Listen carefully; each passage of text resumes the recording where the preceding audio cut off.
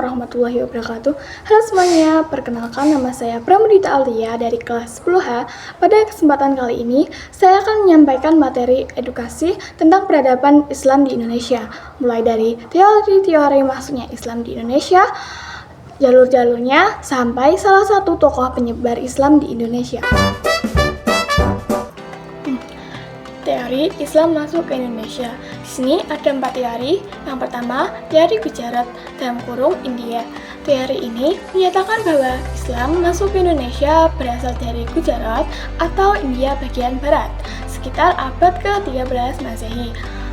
Alasan atau bukti teori ini yang pertama yaitu bentuk batu nisan Raja pertama Samudra Pasai atau Sultan Malik Al-Soleh pada tahun 1297 Masehi mirip dengan nisan yang ada di Gujarat.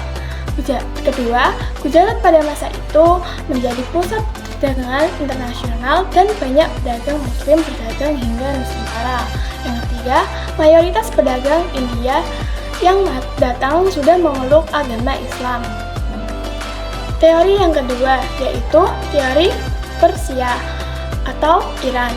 Teori ini menyebutkan bahwa Islam dibawa oleh para pedagang dan ulama dari Persia sekitar abad ke-13 Masehi.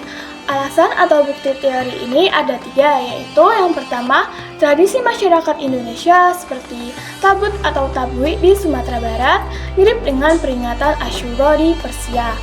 Kedua, kesamaan budaya keagamaan seperti penggunaan huruf pegon dalam tulisan Jawa mirip dengan tulisan Arab Persia. Yang ketiga, ada ajaran-ajaran tasawuf yang mirip dengan Persia.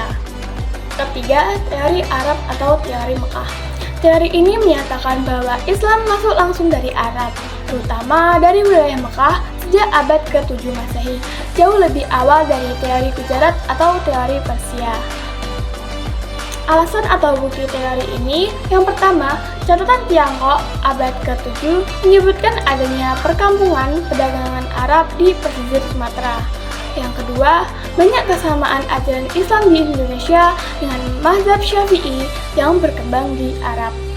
Yang ketiga, hubungan dagang Nusantara dengan Timur Tengah sudah ada sejak awal Masehi. Teori yang terakhir atau teori yang keempat yaitu teori Cina. Teori ini menyatakan bahwa Islam dibawa oleh Muslim Tionghoa, terutama pada masa dinasti Ming sekitar abad ke-15 Masehi.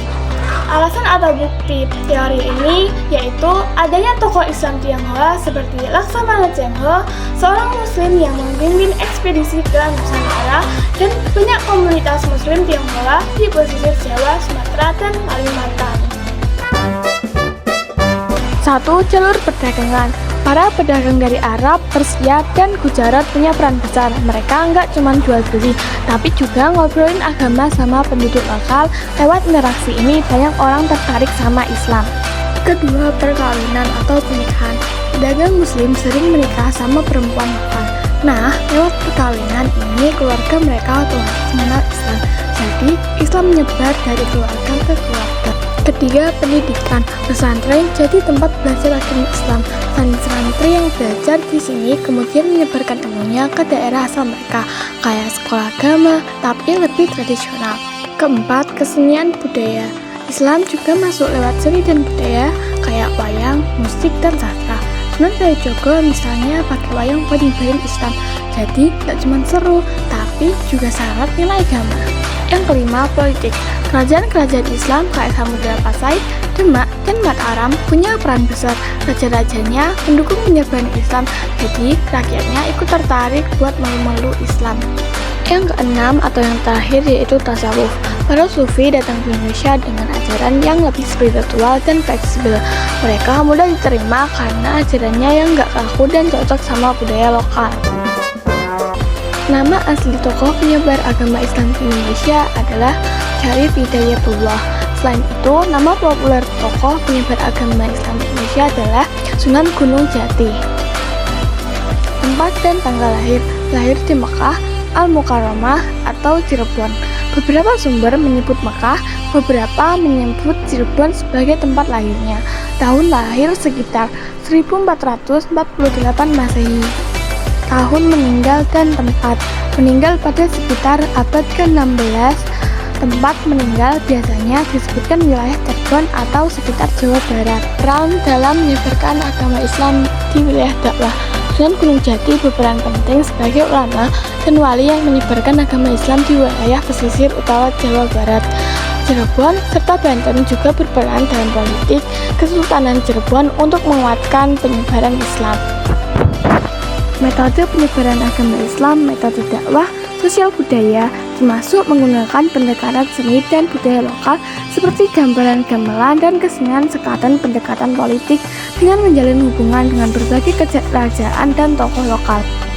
Membangun pesantren sebagai pusat pendidikan agama bukti sejarah yang masih ada sampai saat ini.